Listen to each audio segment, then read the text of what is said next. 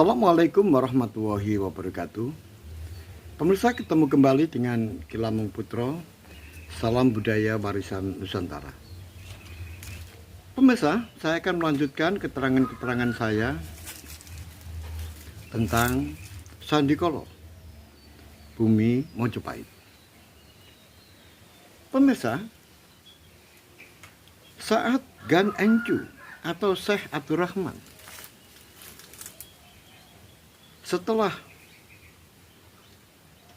Adipati Tuban, mertuanya yaitu Adipati Haryo Adikoro, sebelum meninggal, maka menunjuk menantunya yaitu Gan Engcu atau Syekh Abdurrahman untuk menggantikan kedudukannya sebagai Adipati Tuban. Oleh sebab itu, setelah wafatnya Adipati Tuban Haryo Adikoro tahun 1450, maka dilantiklah Gan Engcu atau Syekh Abdurrahman untuk menjadi Adipati Tuban dan diberi gelar Adipati Haryo Tejo. Pemirsa dimanapun Anda berada, sekarang Adipati Tuban Haryo Tejo yang dulu berada di Lasem atau Lausam, sekarang berpindah tempat menuju ke Tuban. Adapun menantunya yaitu Ali Rahmatullah bersama dengan putrinya Dewi Manilo masih berada di Lasem. Oleh sebab itu, di saat-saat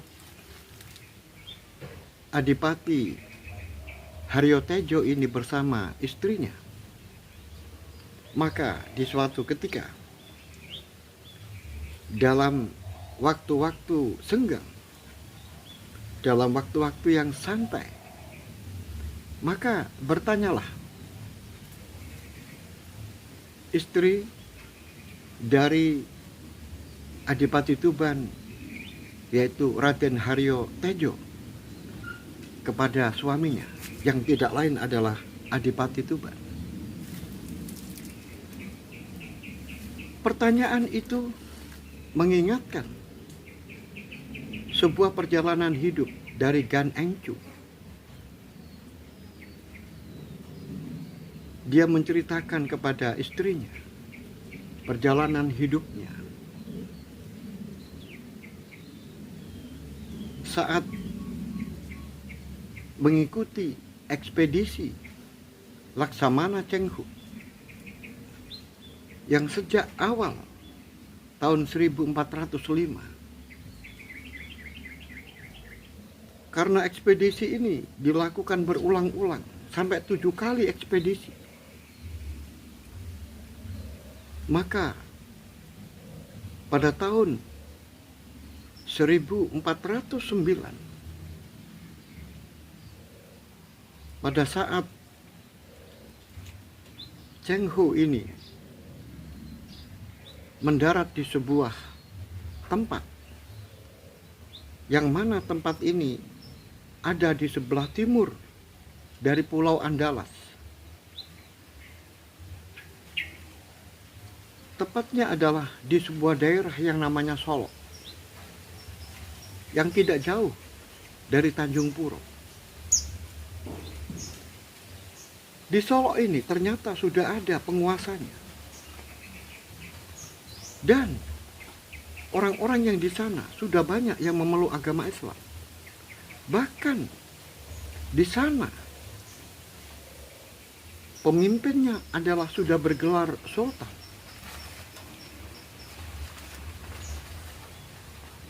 Oleh sebab itu, Gan Engcu saat dia mendarat ke tempat itu bersama dengan Laksamana Chenghu, maka diberikan sebuah pemahaman oleh Cheng Hu kepada Gan Engcu bahwa di daerah sini banyak orang-orang Cina yang juga sudah banyak memeluk agama Islam.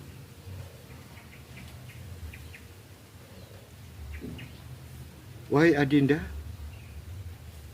ratuku, aku terus mengikuti ekspedisi Laksamana Cheng Hu. Akhirnya aku pada tahun 1419,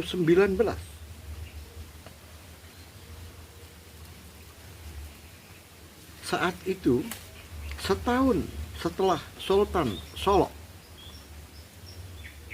berkunjung ke Cina menghadap Kaisar Cheng Su, maka setahun kemudian, yaitu tahun 1419, aku dipanggil oleh Cheng Hu dan aku dikirim untuk menuju ke daerah Solok, yaitu untuk mengkoordinasi, mengawasi orang-orang Cina yang ada di sana, serta melakukan kerjasama dengan negara atau Kesultanan Solok. Karena di Kesultanan Solok ini banyak mengandung kekayaan alam, khususnya adalah mutiara. Bahkan ketika Sultan Solok ini mengunjungi Kaisar Cheng Su, maka Kaisar Cheng Su diberikan hadiah berupa mutiara-mutiara yang banyak sekali. Demikian juga kebalikannya, Kaisar Cheng Su kemudian memberikan stempel emas kepada Sultan Solok. Nah, aku sekarang tinggal di Solok, tetapi aku merasa tidak kerasa berada di Solok. Oleh sebab itu, setelah aku bertemu dengan Laksamana Cheng Hu, kemudian aku menyampaikan keluhan saya. Akhirnya aku dipindahkan ke Pulau Luzon yang ada di Filipina. Nah, ternyata aku di sana menemukan gadis yang dapat memikat hatiku. Kemudian aku pada tahun 1421, aku menikah dengan gadis itu. Yaitu gadis yang berwajah cantik, yang berbahasa Tagalog. Aku memanggilnya gadis Tagalog. Pernikahan saya dengan gadis Tagalog ini biasa-biasa saja, berjalan wajar. Antara aku dengan dia saling mencintai. Kemudian tidak lama aku diberi keturunan. Istri saya hamil, kemudian melahirkan bayi wanita, yaitu saya beri nama Dewi Manilo. Rupa-rupanya takdir tidak menghendaki aku lama di Pulau Luzon, Filipina. Setelah istriku melahirkan, istriku meninggal dengan meninggalkan anak bayi kecil mungil perempuan yang begitu cantik, tapi ibunya sudah meninggal. Di saat-saat itu datang utusan Cheng Hu agar aku pergi ke Mojopahit.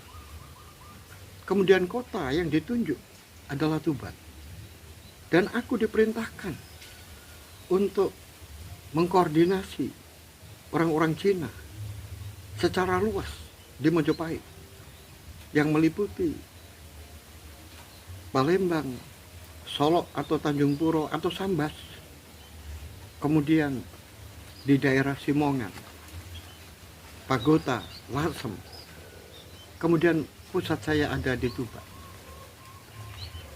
Itu pada tahun 1421. 1423. Sehingga aku ke Tuban ini membawa bayi kecil. Kemudian aku datang ke Mojopahit, pada saat itu dijemput oleh Lembu Suro ke Tuban. Kemudian oleh Lembu Suro, anak saya yang kecil itu dibujuknya untuk dirawat. Karena aku memiliki tugas-tugas yang begitu berat setelah aku melakukan perjanjian dengan Prabu Wikramawardhana pada saat itu untuk membuat 1000 kapal. Akhirnya aku titipkan anak itu, kemudian diasuh oleh Lembu Suro dan keluarganya. Aku kembali ke Tuban dan bolak-balik ke Lasem, ke Simongan, ke Pagota untuk mencari berbagai macam bahan yang dipakai untuk pembuatan kapal-kapal. Karena Mojopahit setelah perang Paregreg selesai, maka dibutuhkan armada yang kuat. Wikramawardhana pada saat itu melakukan perjanjian dengan saya untuk membuat kapal sebanyak 1000.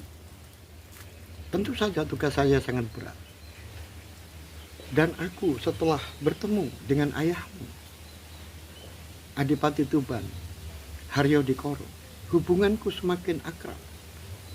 Karena antara aku sebagai orang teknisi pembuatan kapal yang dipusatkan di Tuban sering berkonsultasi dengan Adipati Haryodikoro. Dan alhamdulillah, ternyata Adipati Adikoro ini orangnya sangat baik dan bisa menerima saya. Dalam perjalanan selanjutnya, bahkan Adipati Adikoro, ayahmu, dengan suka hati, sukarela diberikan hidayah oleh Allah untuk memeluk agama Islam. Oleh sebab itu, hubunganku dengan Adipati Adikoro semakin akrab karena ada kesamaan visi tentang agama, yaitu agama Islam. Saat pada tahun 1427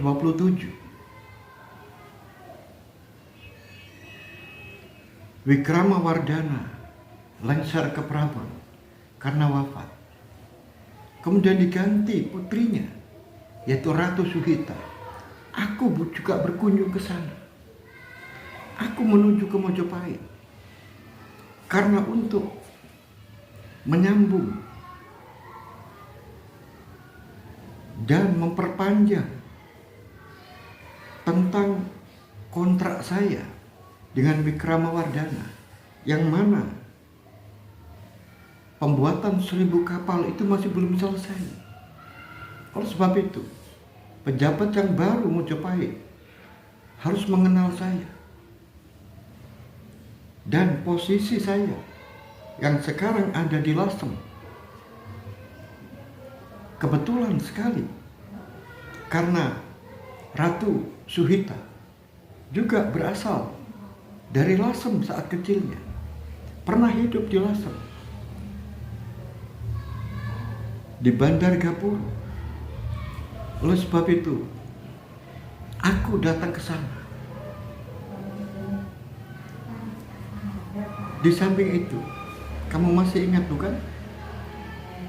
Di samping aku ingin menemui Ratu Suhita, kamu juga mendesakku untuk mengambil putriku dari tangan Lembu Suro. Dan saat itu terjadi perdebatan yang sangat panas, karena ternyata putriku Dewi Manilo yang sudah berumur 4 tahun tidak boleh saya ambil. Tetapi akhirnya kita paksa, kita bawa lari, karena itu memang putriku. Syarat yang aku ajukan, kalau Lembu Suro mau masuk Islam dengan keluarganya, maka putriku saya berikan. Karena aku tidak mau anakku diemong, diasuh oleh orang yang beragama selain Islam. Sama saja aku menjerumuskan anakku ke dalam neraka. Otomatis kalau keluarganya non-muslim, anak saya akan menjadi non-muslim. Itu yang menjadi alasan. Oleh sebab itu, aku paksa, saya culik, saya bawa lari. Nah, perjalanan belum sampai di situ. Pada tahun 1433, 10 tahun setelah Ibrahim Asmarokondi berada di Gese Arjo, anak-anaknya mencari. Anak-anaknya datang dari Kamboja. Siapa yang tidak mencari orang tuanya? Sudah meninggalkan 10 tahun. Ali Rahmatullah, Bong Suiho, bersama dengan saudara-saudaranya, Ali Murtado, yang tertua adalah Maulana SK, kemudian putri Ibrahim Asmarokondi, yaitu Siti Zainab, dan suami dari Siti Zainab, yaitu Zainal Kabir, mendarat di Tuban, di Kambang Putih. Dia mencari saya karena dia tahu kalau ayahnya dulu ikut bersama saya berangkat dari Manila. Saat itu Ibrahim Asmarokondi datang dulu ke Manila. Dia berasal dari Kamboja. Kemudian bersama-sama saya ke Jawa bersama istrinya dan bersama adik dari istrinya, yaitu Amorwati. Kemudian aku pun yang menaruh Dewi Amorwati untuk bisa menikah dengan seorang pangeran yang ada di Mojopahit.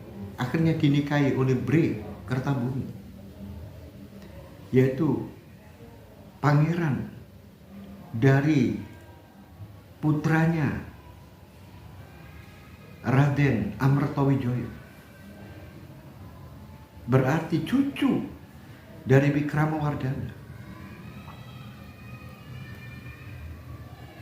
Jadi perjalanan hidup yang aku rasakan selama ini, aku sudah begitu banyak mengenyam asam dan garam di dunia ini. Hidupku seperti terus berada di air yang beriak dan bergelombang. Saat itu tahun 1447, aku membawa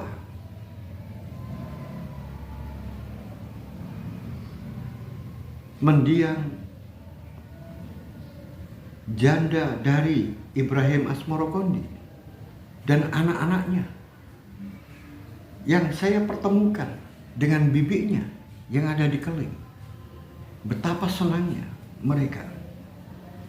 Dan aku juga pada waktu itu berkepentingan untuk bertemu Ratu Suhita, karena tugasku sudah selesai. Sejumlah 1000 kapal yang saya tanda tangani kontrak dengan Mojopahit sudah selesai. Oleh sebab itu, Ratu Suhita mengucapkan banyak terima kasih. Bahkan aku menawarkan agar Ratu Suhita mau berkunjung ke Lasem, di daerah di mana dulu kecilnya beliau ada di sana, di Bandar Gapura. Akhirnya Suhita juga mengucapkan banyak terima kasih atas kerja keras dan sudah mewujudkan 1000 kapal yang dicicil mulai tahun 1423 sampai dengan 1447, 20 tahun lebih. Nah, akhirnya aku antarkan Dewi Ndworowati ke adiknya yang ada di Keling, yaitu berjalan menuju ke Daha, ke selatan. Dan di sana sudah bertemu dengan saudaranya. Akhirnya mereka semuanya tahu hanya Ali Murtado dan Maulana SK yang tidak bisa diperkenalkan secara langsung, karena Maulana SK katanya ada di ujung Galuh, sedangkan Ali Murtado katanya ikut Raden Haryo Baribin di Madura, sehingga hanya namanya saja dikenalkan.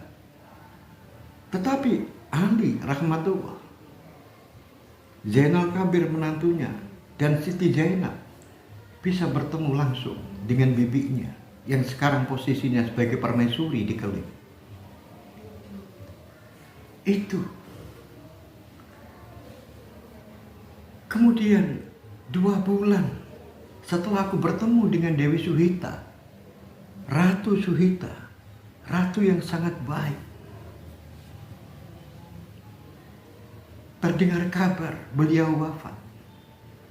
Kemudian tahun 1447 itu Mojopahit mengalami suhu yang panas, suhu politik yang panas. Tapi akhirnya Dewan Sabto Prabu memutuskan untuk menyerahkan posisi raja di Mojopahit kepada adiknya Suhita, yaitu Kertowijoyo sebagai raja di Mojopahit. Kemudian, karena pada waktu itu Permaisuri Dewi Amorowati berpesan kepada saya untuk mengambil Ali Rahmatullah sebagai menantu, maka aku wujudkan pada tahun 1449 Ali Rahmatullah saya ambil menantu. Tapi sayang, Ali Rahmatullah tidak bisa melihat kakeknya begitu lama memimpin Tuban, karena Bupati Tuban Haryo Adikoro tahun 1450 wafat. Dan oleh Adipati Tuban Haryo Dikoro, aku ketiban Sampur, aku dipilih oleh beliau untuk menggantikan kedudukannya menjadi adipati, menggantikan haknya dari kamu, yaitu Raden Ayu Tejo, sehingga aku diberi gelar yang nama saya, gelar saya sama dengan nama istri saya, yaitu Adipati Raden Haryo Tejo.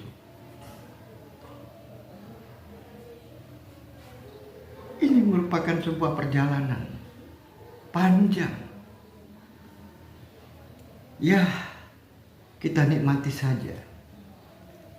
Kita nikmati saja perjalanan ini. Pemirsa dimanapun Anda berada, ada orang yang mengendarai kuda yang datang dari selatan. Dia menuju ke Tuban.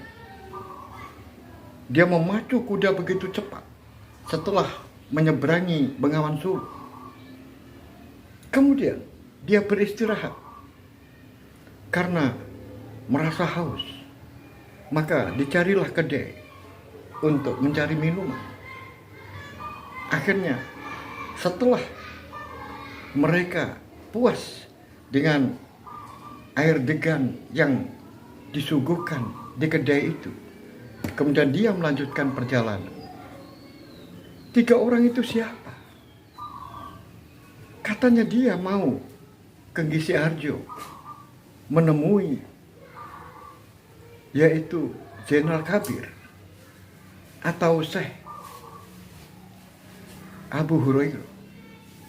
Padahal Syekh Abu Hurairah sudah pergi bersama kakak iparnya menuju ke Madura. 3 orang itu adalah Ibrahim Amir, kemudian Malik Yusuf, dan Ken Gesah. Ibrahim Amir dan Malik Yusuf adalah orang-orang keturunan dari Benggala. Mereka bertiga semuanya memakai jubah putih karena dia adalah orang Islam. Nah, 3 orang ini ternyata adalah utusan dari ujung Galuh, yaitu dari Kapasan, diutus oleh Ki Ageng Kusen menuju ke Ngisik Harjo untuk menemui menantu dari Syekh Ibrahim Asmarokondi, yaitu Syekh Zainal Kabir, atau yang mendapatkan julukan baru yaitu Syekh Abu Hurairah. Tetapi mereka tidak tahu kalau Syekh Abu Hurairah atau Syekh Zainal Kabir ini sudah pergi bersama dengan Ali Rahmatullah menuju ke Madura. Pemirsa dimanapun Anda berada, mengapa orang ini diutus menuju Ngisik Harjo untuk menemui Zainal Kabir? Ternyata Ki Gede Kusen yang berkedudukan di Kapasan ini menerima sebuah surat rahasia yang diperoleh dari Caraka yang berasal dari Kahuripan. Caraka yang berasal dari Kahuripan ini sudah memeluk agama Islam, tetapi mereka tidak berani berterus terang. Dia sudah memeluk agama Islam, tetapi dia masih menjadi prajurit Kahuripan dan tidak mau berterus terang, sehingga orang lain tidak tahu kalau dia itu adalah orang yang sudah memeluk agama Islam. Nah, Caraka ini diutus oleh Bre Paguhan yang ketiga, yaitu putranya raja yang baru, yaitu Prabu Kertawijaya, anak sulungnya Prabu Kertawijaya, yang menjadi penguasa di Paguhan, yang bergelar Bre Wengker, Bre Paguhan yang ketiga. Nah, surat yang berasal dari orang ini kemudian diberikan Caraka. Caraka ini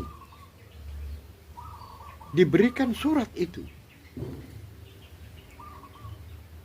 yang maunya surat ini diberikan kepada Rakrian Kanuruhan Lembu Soro di ujung Galuh. Tetapi utusan ini membelot. Surat itu tidak diberikan kepada Rakrian Kanuruhan Surabaya atau ujung Galuh, yaitu Lembu Soro, tetapi justru diberikan kepada Ki Gede Kapasan atau yang disebut dengan Ki Gede Kusen. Setelah dibaca, sungguh sangat mengkhawatirkan Tuban. Di dalam surat itu dijelaskan bahwa Bre Paguhan yang sejak dulu tidak suka terhadap orang-orang Cina, tidak suka terhadap orang-orang India, pokoknya orang-orang asing, dia tidak menyukai. Nah, surat ini diberikan kepada Rakrian Kanuruhan Lembu Soro, yang isinya adalah bahwa Bre Paguhan yang ketiga akan menyerbu Tuban dengan cara senyap, dengan cara diam-diam, berangsur-angsur mengirimkan tentara-tentara prajurit-prajuritnya ke Tuban, tetapi dengan pakaian seperti orang biasa. Nah, setelah nanti orang-orang dari Pakuhan ini, yang semuanya prajurit ini, sudah berkumpul di Tuban, kemudian nanti mereka akan menyerbu Tuban. Di dalam surat itu dijelaskan, alasannya adalah sudah jelas bahwa Tuban sekarang sudah mungkur marang Mojopahit. Artinya berpaling dari Mojopahit. Karena Tuban sudah dikuasai oleh orang asing. Adipatinya saja adalah orang Cina, yaitu Raden Haryo Tejo, adalah Gan Engcu, orang-orang keturunan dari Cina. Demikian juga patehnya adalah Gan Enwan, adalah adik dari Gan Engcu. Ini menurut Bre Pakuhan yang ketiga. Tidak boleh dibiarkan. Tuban harus dihancurkan. Di samping itu juga Tinggi Si Harjo. Begitu ada perkembangan yang sangat pesat tentang ajaran-ajaran Islam. Ini membahayakan. Surat itu mengatakan seperti itu. Nah, oleh sebab itu, dia mengirimkan surat yang ditulis oleh Ki Gede Kusen yang ditujukan kepada penguasa di Ngisi Harjo, yaitu Syekh Zainal Kabir. Dan kemudian ada surat lagi, yaitu surat asli yang diberikan oleh seseorang dari Pakuhan yang ditujukan surat itu kepada Lembu Suro. Nah, surat itu juga dibawa sebagai bukti. Tetapi sayang, 3 orang ini setelah dia melepaskan hausnya, maka lemparan tumbak mengenai kuda yang ditumpangi oleh Ibrahim Amir, sehingga Ibrahim Amir dan kudanya bersama-sama ambyuk. Kemudian ada satu orang mengejar. Ternyata Malik Yusuf dan Ken Gesah ini harus kembali berbalik arah 180 derajat, yaitu untuk menyongsong orang yang sudah melempar tombak itu. Kemudian kerisnya dihunus untuk menghadapi orang itu. Sedangkan Ibrahim Amir, kudanya sudah terkapar. Dan Ibrahim Amir juga merasa kesakitan karena terjatuh dari kuda. Tetapi dia masih tetap berdiri. Tetapi tidak disangka-sangka, dari rimbunan keluarlah 4 orang sambil membawa tumbak. Kemudian mengejar, menyongsong, yaitu Malik Yusuf dan Ken Gesah. Tentu saja Malik Yusuf dan Ken Gesah ini sangat terkejut. Apalagi Ibrahim Amir yang sekarang sudah tidak menumpang kuda. Ini sangat membahayakan keselamatan Ibrahim Amir. Oleh sebab itu, Malik Yusuf memerintahkan supaya menunggang di kudanya. Tetapi sayang, 4 orang yang mengejar ditambah 1 orang tadi, sehingga menjadi 5 orang ini. Dan 4 orang sambil menconcong tumbaknya. Kemudian mereka melempar tumbak itu.